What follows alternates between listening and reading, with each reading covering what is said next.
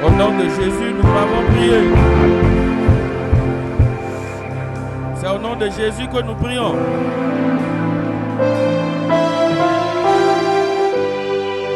Nous prions au nom de Jésus. Amen.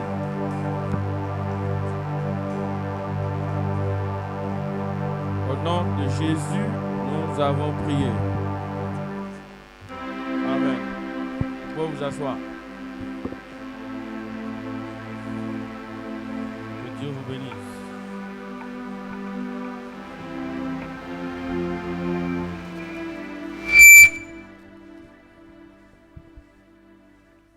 Amen.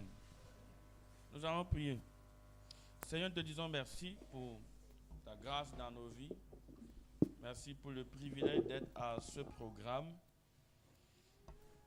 où tu vas ouvrir les portes pour chacun de nous et nous y entrerons, nous verrons ta gloire au nom de Jésus. Quand la Bible dit heureux l'homme que tu choisis et que tu admets en ta présence, nous nous rassasierons de la sainteté de ta maison, du bonheur dans ta maison. Seigneur, ce soit ainsi pour chacun au nom de Jésus. Nous voulons examiner les Écritures et continuer à prier. Je prie, Père, que tu parles à chacun de nous au nom de Jésus. Fais de nous des vrais adorateurs du Père dans le nom de Jésus-Christ. Au nom de Jésus, nous avons prié. Amen. Gloire à Dieu. Avant de continuer dans le programme, nous allons examiner quelques passages des Écritures. Et mon texte de base, c'est dans Colossiens chapitre 1, verset 12 au verset 16. Colossiens chapitre 1. Si vous avez vos Bibles, vous les ouvrez. Nous allons lire ensemble. Colossiens chapitre 1, du verset 12 au verset 16. Je lis. La Bible dit, rendez grâce au Père qui vous a rendu capable d'avoir part à l'héritage des saints dans la lumière, qui nous a délivrés de la puissance des ténèbres et nous a transportés dans le royaume du Fils de son amour, en qui nous avons la rédemption, la rémission des péchés. Verset 15. Il est l'image du Dieu invisible, le premier-né de toute la création. Verset 16. Car en lui ont été créées toutes les choses qui sont dans les cieux et sur la terre, les invisibles et les visibles et les invisibles, trône, dignité, domination, autorité. Tout a été créé par lui et pour lui. Amen. Donc nous parlons, le thème du programme c'est l'adoration prophétique. Et mon exhortation est intitulée « La vraie adoration de Dieu ». La vraie adoration de Dieu. Regardez le verset 7 de ce passage que nous venons de lire.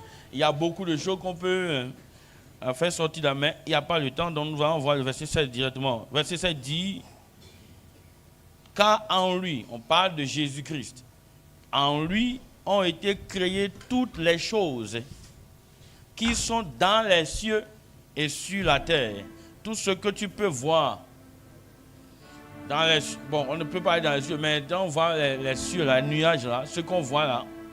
Maintenant, il y a les cieux qui sont invisibles. Et sur la terre, toutes choses ont été créées par lui. Les visibles et les invisibles. Il y a des choses qu'on ne voit pas. Il y a des choses qu'on ne peut pas voir par les yeux physiques, mais qui existent. On parle des choses invisibles. D'ailleurs même, il y a des choses qui sont physiques, mais qui sont invisibles à l'œil nu. Vous savez, quand vous prenez les microbes qui créent des maladies aux gens, ces microbes-là, on ne les voit pas comme ça, avec l'œil. Il faut prendre notre appareil avant de les voir. Les visibles et les invisibles. Maintenant, il dit, trône, dignité, domination, autorité. tout a été créé par lui et pour lui. Donc toi et moi ici maintenant, tout ce qui existe parce qu'il y a un Dieu suprême qui les a créés. Et il ne les a pas créés en les laissant à eux-mêmes. Il les a créés pour lui-même. C'est-à-dire, il décide de faire de sa création ce qu'il veut. Et quand vous regardez les Écritures du début jusqu'à la fin, la principale raison de création que Dieu avait en pensée, c'est que sa création puisse l'adorer, que sa création puisse le glorifier, manifester sa gloire. C'est la raison pour laquelle il a créé tout ce qu'il a créé. Les anges, multitude qui adorent Dieu. Quand vous voyez dans l'Apocalypse, quand on sera au ciel après, c'est l'adoration qui sera très importante. Donc Dieu, l'objectif principal en créant, que ce soit les hommes, les animaux, quand vous lisez la Bible, vous allez voir que même les arbres louent Dieu, les poissons louent Dieu, le soleil, les étoiles, tout ce qui existe proclame la gloire de Dieu. Et quand l'homme est tombé dans le péché, il est sauvé par Jésus. L'objectif, c'est toujours glorifier son nom. J'ai dit, il n'y a pas le temps pour pouvoir vérifier, pouvoir lire la passage biblique, pouvoir étayer tout ce que je dis. Mais Dieu t'a créé, m'a créé, nous a créés pour glorifier son nom. Et ici, ce n'est pas seulement chanter, louer Dieu. Ce n'est pas seulement ça qui est dans l'adoration. Quand on dit adorer, ça veut dire également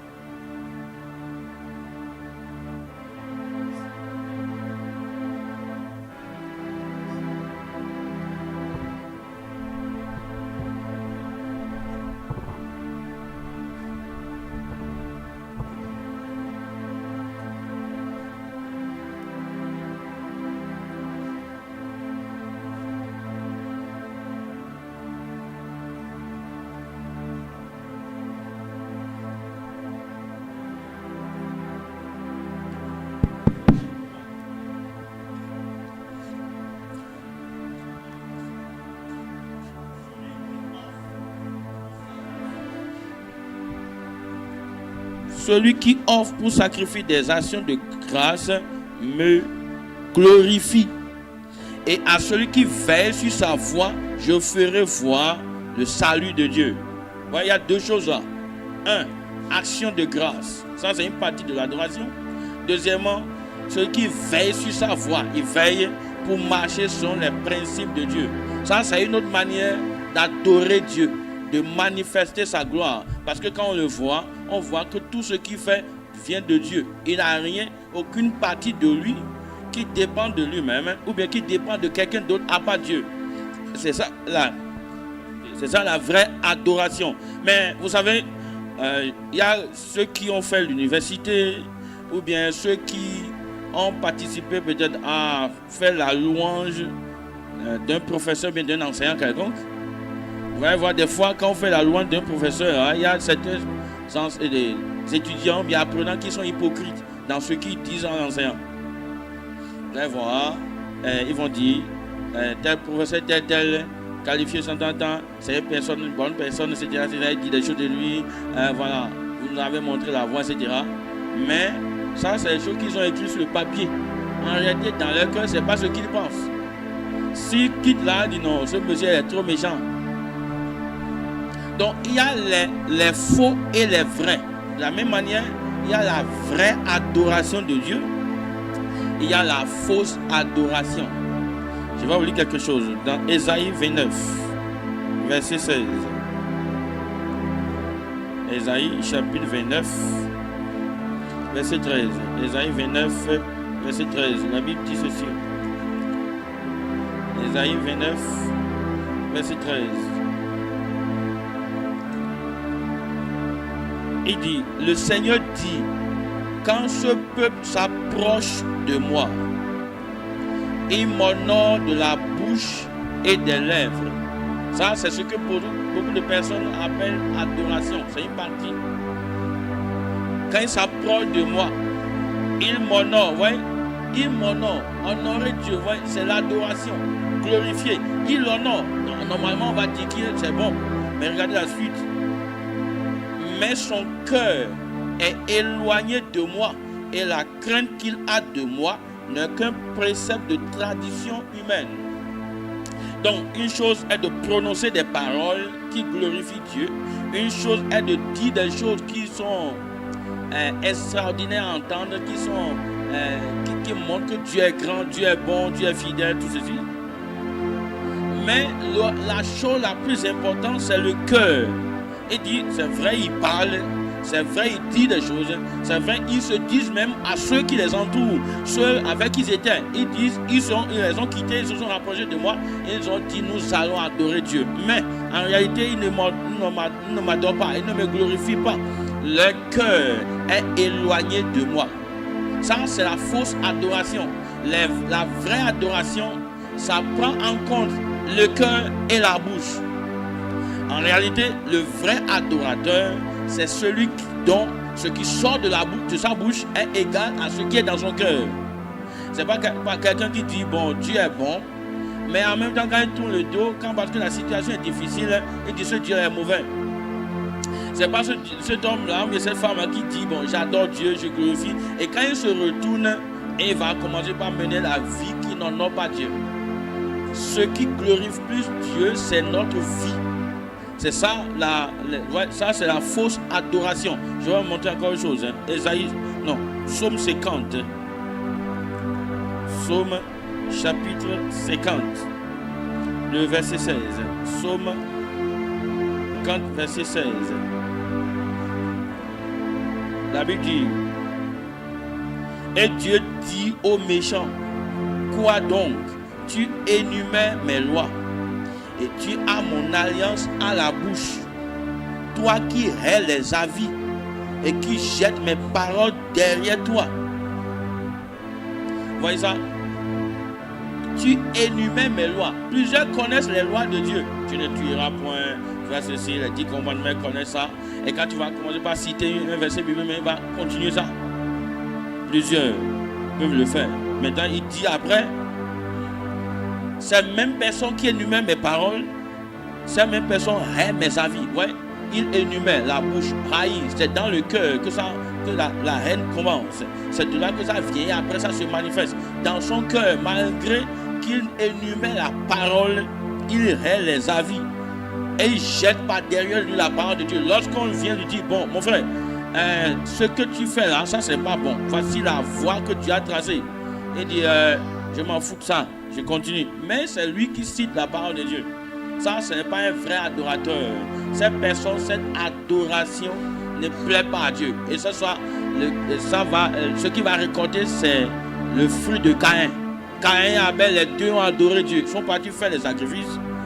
Mais le cœur de Caïn n'était pas avec Dieu. Il n'était pas en bonté avec Dieu. Abel a fait le vrai sacrifice. Et Dieu a rejeté le sacrifice de l'autre. Plusieurs peuvent adorer Dieu. Quand on le voit physiquement, c'est une bonne adoration. Mais en réalité, quand Dieu le voit en esprit, ça ne lui parvient pas. Ça, c'est la fausse adoration. C'est pourquoi Jésus, quand il est venu, il a dit que Dieu demande désormais les vrais adorateurs. Jean chapitre 4, verset 20. Jean 4, verset 20. Donc, comme nous sommes ici, nous sommes là pour l'adoration prophétique. Dieu nous demande d'être des vrais adorateurs. C'est ça ce qui va nous profiter. Sinon, on peut rester ici prier. Certains vont profiter parce qu'ils sont de vrais et d'autres ne vont pas profiter. Peut-être ils ne savent pas qu'ils sont dans le faux. C'est pourquoi le Seigneur veut ouvrir nos yeux pour que la suite du programme soit une adoration faite rien que par de vrais adorateurs. Et je vous assure, quand les vrais adorateurs adorent le Seigneur, il y a du problème dans le camp de l'ennemi, il y a des changements dans la vie de ces vrais adorateurs. Jean 4, verset 23. La Bible dit, mais l'heure vient, et elle est déjà venue, où les vrais adorateurs, Jésus qui parle, adoreront le Père en esprit et en vérité, car ce sont là les adorateurs que le Père demande. Verset 24. Pourquoi? Dieu est esprit et il faut que ceux qui l'adorent en esprit et en vérité. Regardez ça, il dit, les vrais adorateurs, ce sont ceux qui adorent Dieu en esprit et en vérité. En esprit et en vérité. Qu'est-ce que ça veut dire? Adorer Dieu en esprit et en vérité. L'homme est une entité tripartite. L'homme, c'est le corps, l'âme et l'esprit. Maintenant, l'adoration qui plaît à Dieu, l'adoration que Dieu demande, c'est cette adoration qui commence de l'esprit. Ce n'est pas le physique, ce n'est pas le naturel. Commencez pas à faire des choses physiquement, pensant qu'on adore Dieu. Non, c'est quelque chose qui doit venir de l'esprit. Et une partie de l'esprit qu'on appelle le cœur de l'homme. Ce n'est pas son esprit, c'est une partie de l'esprit. Et c'est de là que ça commence. Quelque chose qui commence du cœur et qui après jaillit, ça va dans l'âme et ça passe maintenant dans le physique. C'est cette adoration-là que Dieu demande. Ce n'est pas... Parce qu'il y a des gens qui se rassemblent, même dans des assemblées chrétiennes. Quand vous les voyez, ils adorent Dieu. Mais quand vous voyez beaucoup de personnes sont dans la chair, ils font les choses qui ne viennent pas de l'esprit. Ils font les choses parce que ça, la chair demande ça. Ils font des mouvements de danse.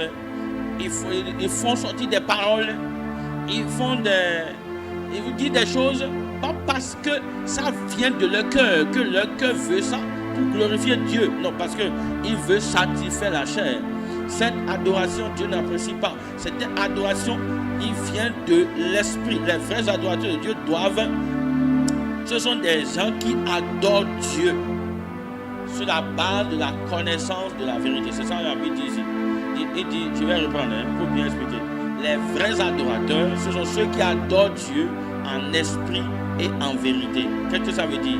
En esprit, ça provient de ton cœur. La source de l'adoration, c'est notre esprit.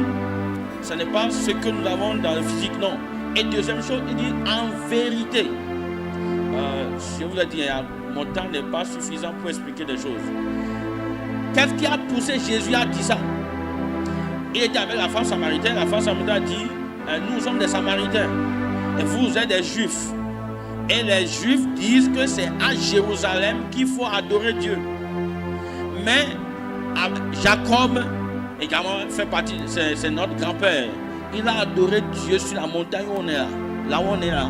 C'est là où tu es maintenant là, le puits là. C'est Jacob même qui a creusé le puits là. Il a adoré Dieu ici. Mais pourquoi les Juifs disent que c'est là-bas? Donc il parle de localisation. Donc pour les Juifs avant, pour adorer Dieu, comme dans l'Ancien Testament c'est fait, Dieu a choisi un lieu où c'est là où on va adorer Dieu.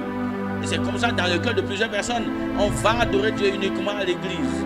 Quand on fait des rassemblements du peuple de Dieu, c'est en ce moment qu'on fait l'adoration. Mais voici ce que Jésus dit. Il lui a répondu après pour dire, en fait, madame, ce n'est pas, vous adorez ce que vous ne connaissez pas.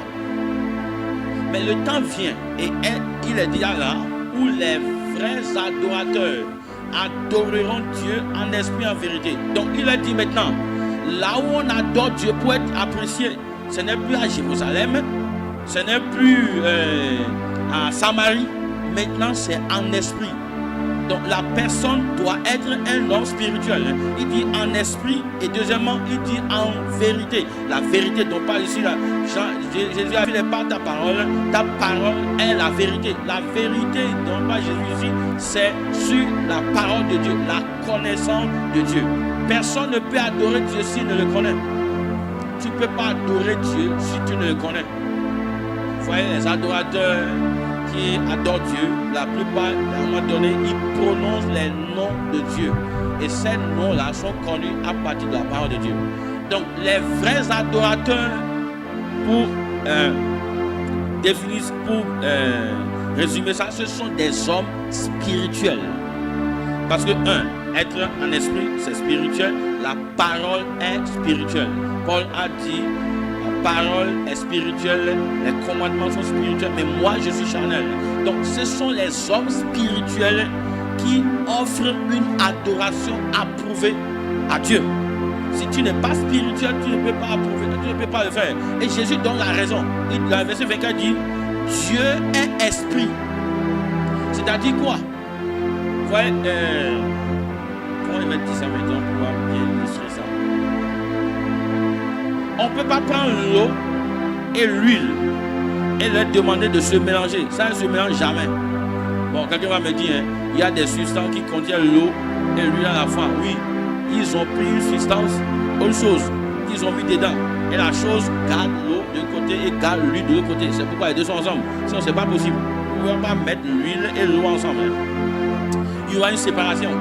Dieu est esprit. Et donc, pour communiquer avec Dieu, il faut que la personne aussi soit un esprit. Donc, c'est notre esprit qui parle à Dieu. Dieu ne peut pas se connecter à notre cerveau ou bien à notre corps ou bien à notre âme. Il parle toujours à notre esprit. C'est pourquoi il dit Dieu est esprit. Donc, c'est pourquoi la personne qui doit adorer Dieu doit être esprit. Il doit être un esprit parce que Dieu est esprit. Deuxième chose, c'est sur la base de la révélation de Dieu qu'on peut offrir une adoration agréable à Dieu. Si Dieu ne se révèle pas à toi, tu ne peux pas l'adorer comme ça se doit. Et pour que Dieu se révèle à toi, il faut que tu sois en esprit. Il faut que tu sois spirituel. À un moment donné, certains ont fait l'expérience. Tu sors de lire la Bible, à un moment donné, tu viens sur une partie et Dieu ouvre ton esprit et tu comprends et tu dis, mais c'est extraordinaire. Je ne sais pas que ces choses existaient. Tu vois la grandeur de Dieu, Dieu est tellement grand. Mais avant, tu ne savais pas. Il faut que Dieu lui-même se révèle à toi. Et si vous regardez le cas de Job, Job parlait, il disait les choses, il parlait, il disait les choses. Mais quand Dieu s'est révélé à lui, son langage a changé. Quand vous voyez Ésaïe prophétisait. Il prophétisait, vrai. Jusqu'à un moment donné, quand Dieu s'est révélé à lui, il a vu les archanges, il a vu Dieu, la gloire de Dieu, ça a changé complètement sa vision des choses. Si vous voyez, à partir de là, et puis la suite, son ministère n'est plus le même. C'est la révélation de Dieu qui nous permet de bien l'adorer. Et pour avoir la révélation, il faut être esprit, il faut être en esprit, il faut être spirituel. Et si tu n'es pas spirituel, tu ne peux pas recevoir la révélation de Dieu. Tu peux avoir quelque part. Vous voyez, si je prends le cas de Saül, de Saul, qui est devenu Paul après, il était charnel. Si vous lisez bien, ce qu'il faisait en combattant les chrétiens en son temps, sur lui là, il était allé d'adorer Dieu, de combattre pour la vérité. Mais c'est quand Jésus s'est révélé à lui, il a dit waouh, ça ce qu'il faisait était mauvais. Il faut la révélation de Dieu lui-même avant de pouvoir adorer Dieu de façon convenable. C'est pourquoi on doit l'adorer en esprit et en vérité sur la base de la connaissance de Dieu dans sa parole. Tu veux être un vrai adorateur, tu dois être en esprit et en vérité. Maintenant, comment devenir un vrai adorateur? Jésus nous a encore donné comment faire. Jean chapitre 3, verset 1. Jean 3. On va lire à partir du verset 1. Pour vite aller, nous allons voir le verset 6. Ce qui est né de la chair est chair. Ce qui est né de l'esprit est esprit. Ne dit-on pas que je t'ai dit, il faut que vous naissiez de nouveau. Le vent souffle où il veut et on entend le bruit, mais tu ne sais d'où il vient ni où il va. Il y en est ainsi de tout homme qui est né de l'esprit. Nicodème lui dit, comment cela peut-il se faire?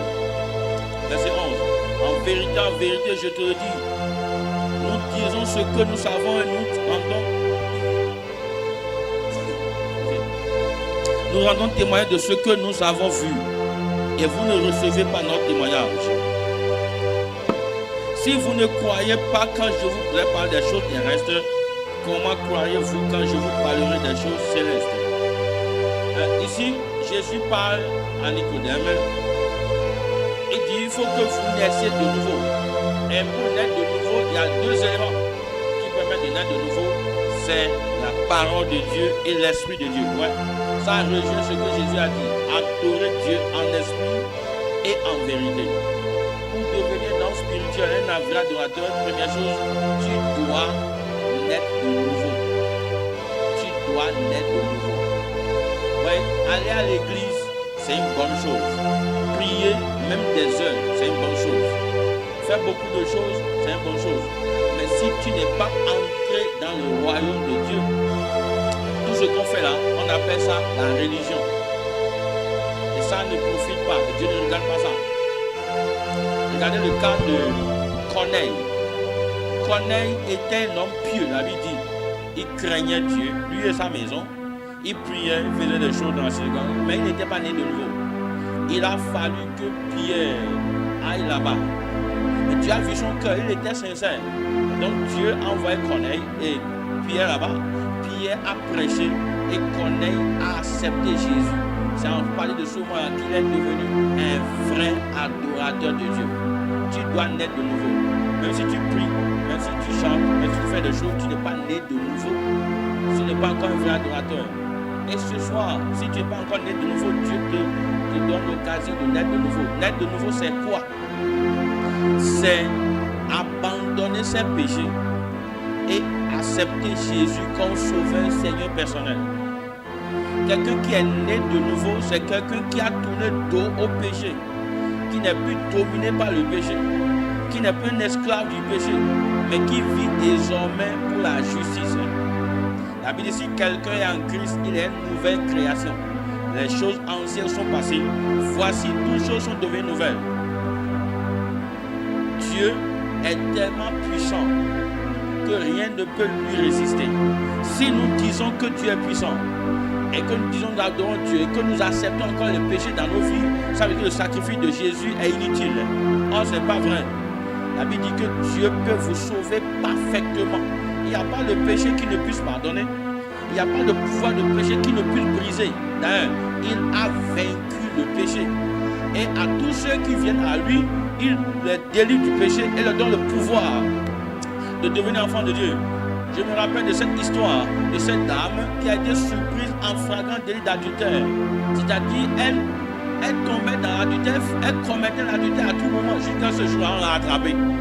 En flagrant délit, on l'a amenée vers Jésus. Jésus a dit, bon, qui est le premier qui n'a jamais péché? Tout le monde est parti, il restait la femme. Et Jésus lui dit, où sont les autres? Ils sont partis. Il dit, moi aussi, je ne te condamne pas. Va et ne pêche point. Ce que Jésus a fait ce jour à cette dame-là, ce n'est pas un commandement unique seulement. Première chose, Jésus lui a pardonné.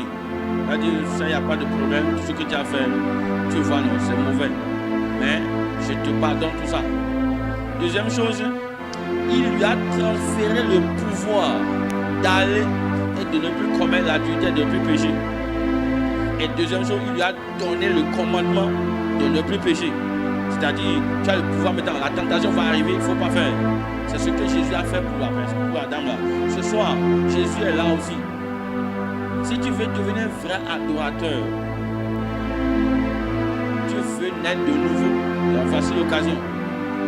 Tu abandonnes tes péchés, fornication, vol. Il n'y a pas de péché en Jésus. La Bible dit, celui qui pêche est du diable.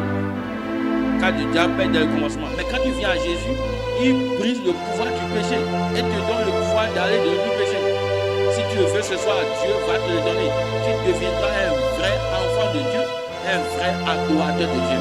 La dame là que Jésus a vue au puits, à qui il a dit, ceux qui adorent Dieu en esprit en vérité, cette dame-là est devenue enfant de Dieu. Elle est devenue une évangéliste. En même temps, parce que Jésus lui a donné le pouvoir. Jésus peut le faire également pour toi maintenant. Ça, c'est la première chose.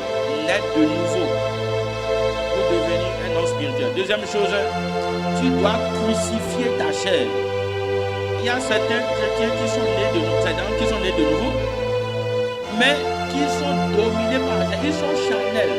Quand tu es charnel, tu ne peux pas offrir une adoration agréable à Dieu. Comment possible? Et comment on fait?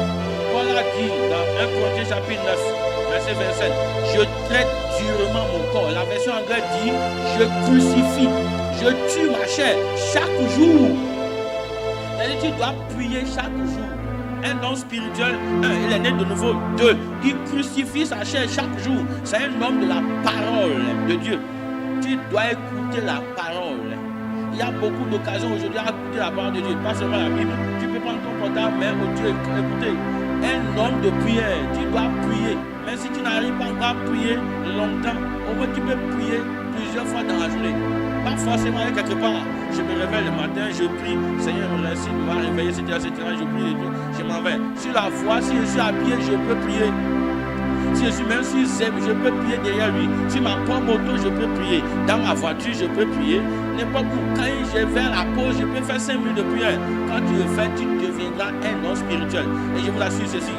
Lorsque tu vas grandir en tant qu'homme spirituel, il y a des choses qui ne vont même plus te déranger. Certaines personnes sont dérangées par des désirs actuellement.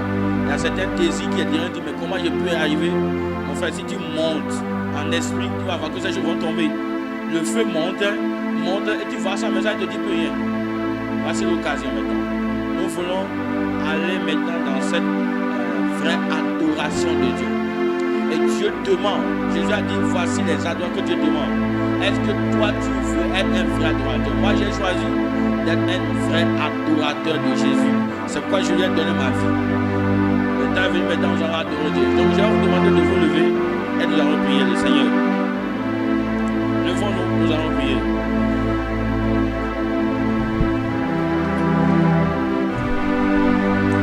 Nous allons fermer nos yeux, tu vas dire, Seigneur, je veux être un vrai adorateur de Dieu. Seigneur, fais de moi un vrai adorateur de Dieu. Fais de moi un vrai adorateur de Dieu. Nous prions, nous allons le prier. Tout le monde les yeux fermés. Et nous allons le prier. Nous prions Dieu maintenant. Ne regardez pas à quelqu'un. Seigneur, fais de moi un vrai adorateur. Je veux être un vrai adorateur. Est-ce que tu pries? Fais de moi un vrai adorateur. Un vrai adorateur de Dieu. Au nom de Jésus, nous avons prié. Maintenant, les yeux fermés. Un vrai adorateur, on commence par être né de nouveau. Si tu es ici, tu n'es pas encore né de nouveau. Tu n'es pas encore sauvé. Il y a le péché qui te domine encore. Non, les hommes sont nés dans le péché. Tu ne peux pas te libérer toi-même. Non, personne n'est parfait. Mais quand on donne sa vie à Jésus, Jésus nous transforme. Maintenant, tu veux donner ta vie à Jésus. Je vais prier avec toi. Voici l'occasion. Lève ta main. Je vais prier avec toi. Tu veux naître de nouveau. Tu ne veux pas plus continuer dans le péché. Tu veux devenir un vrai adorateur. Lève la main. Nous allons prier. Ceux qui veulent donner leur cœur à Jésus. Ceux qui veulent donner leur vie à Jésus. Que ce soit derrière, au milieu de... Ce n'est pas ancien chrétien. Tu veux entrer dans le royaume de Dieu. Voici l'occasion. Aujourd'hui, c'est le 29. Tu ne vas pas entrer 2025 en tant que pécheur encore. Voici le temps. Comme tu lèves ta main, confesse tes péchés à Jésus. Dis, Seigneur, je suis désolé de mes péchés. Pardonne-moi au nom de Jésus. Demande-lui de te pardonner. La Bible dit que Dieu ne se lave pas de pardonner. Dis, Seigneur, me voici, pardonne mes péchés. Lave-moi par ton sang. Au nom de Jésus. Au nom de Jésus, nous avons prié. Ceux qui ont levé leurs mains, vous allez répéter après moi. Seigneur Jésus, je te dis merci. Ce soir, je viens à toi. Je renonce à mes péchés. Et je t'accepte comme mon sauveur et mon Seigneur personnel. À partir d'aujourd'hui, je dis au revoir à Satan. Au revoir au monde. Et c'est toi seul qui sera le Seigneur de ma vie. Merci Seigneur, parce que je suis né de nouveau. Au nom de Jésus. Amen. Maintenant, tout le monde, maintenant, nous allons continuer à prier. Tu vas dire, Seigneur, la grâce pour être un homme spirituel. Seigneur, relâche-la dans ma vie, au nom de Jésus. La grâce de Dieu pour être un homme spirituel. un homme de l'esprit. C'est un homme à ça. Les hommes Chanel sont comme des moutons, sont comme des coqs que Satan tue fréquemment, rapidement. Ouais, les hommes à la fin de l'année, beaucoup meurent. Ils sont des hommes Chanel. Chanel, c'est la chair, c'est le sable. Et la Bible